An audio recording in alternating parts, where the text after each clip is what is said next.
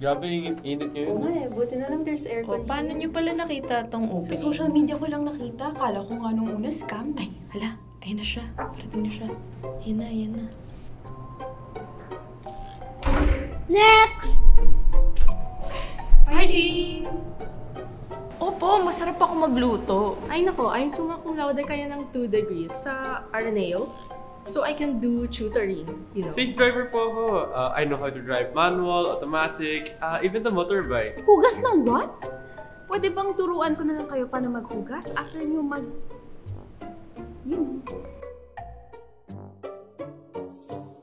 You're hired!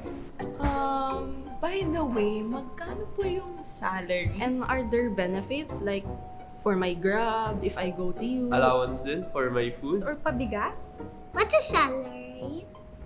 You know, yung money. No money eh. Can you do it for free? Ano? Huh? What?